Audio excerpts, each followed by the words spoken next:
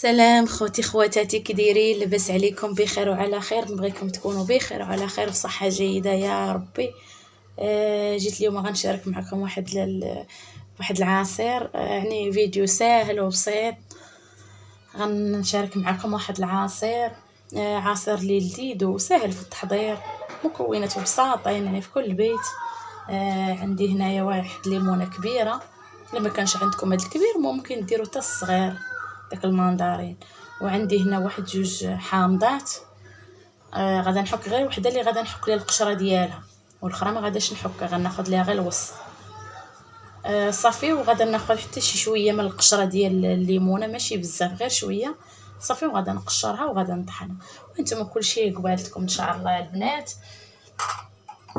صافي. هذه راه بعد ما غسلتها مزيان بالشيفونه ديال الماعن، درت لها شويه ديال الجافيل وغسلتها مزيان. وغادا نحك ليها دابا غير هاد القشره الرقيقه الفوقانيه، ما تدخلوش القشره البيضاء البنات، راه حيت هذاك اللب الابيض تكون فيه المروره. يعني حنا كنوريو غير اللي ما عارفينش، ما راه تبارك الله البنات راه كلشي كيعرف هاد العصير ديال الحامض. انا كنديرو بزاف وقلت نشاركو معاكم اخواتاتي. صافي. غادا نتبع هاد القشره البيضاء بحال هكا، هذه القشره الفوقانيه، اما البيضاء ما ديروهاش راه ماره البنات.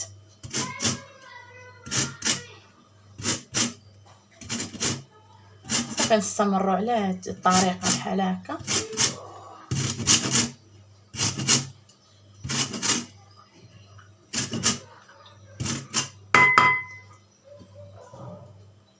غير القشره الفوقانيه ماشي الوسط. صافي. والليمونه حتى هي غناخذ منها شي شويه. حدايا الزنقه البنات الوليدات كيلعبوا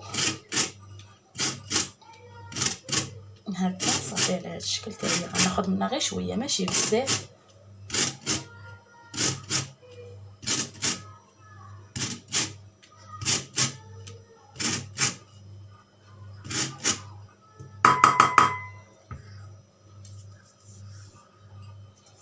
صافي على هاد الطريقه بحال هكا. ايوا دابا غادي نقشروا هاد الليمونه.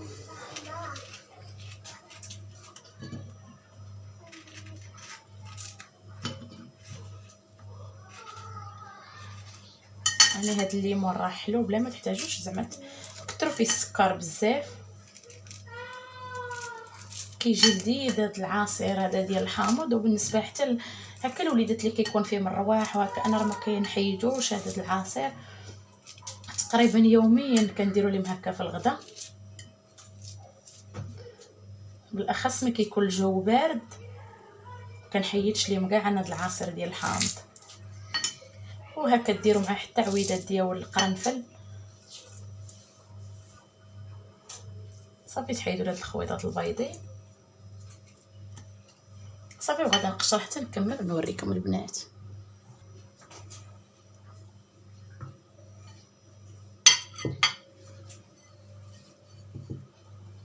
صافي. وغنستمر على هاد الطريقه، يعني ما تخليوش غير ديك القشره البيضاء حيت ماره.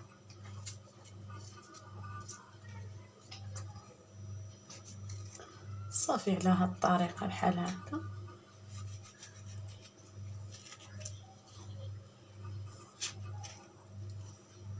تقسموه باش تحيدوا منه حتى هاد العظوم هادو اللي كيكونوا فيه الوسط، حتى هما كيجيبوا ديك المروره في العصير. صافي. وغنستمروا على هاد الطريقه بحال هكا. نتوما كيما كتشوفوها يعني تحيدوا هذه تحيدوها. صافي. وغادا نكملها البنات وغادا نوريكم البنات. انا قشرت كل شيء، يعني كيجي على هذا الشكل هذا، ما كتخليوش فيه كاع ديك القشره البيضاء، ما كتبقاش نهائيا. انما دابا ما تواجدتش عندي سنيده، درت غير هاد 4 الحبات ديال السكر، هاد المقار ديال السكر.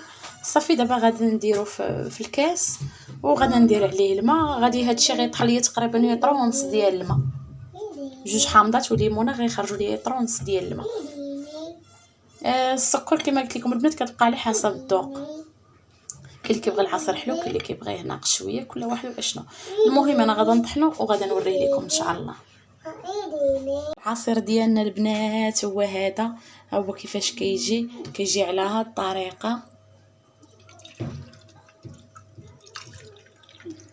ها نتوما البنات شوفوا كيفاش كيجي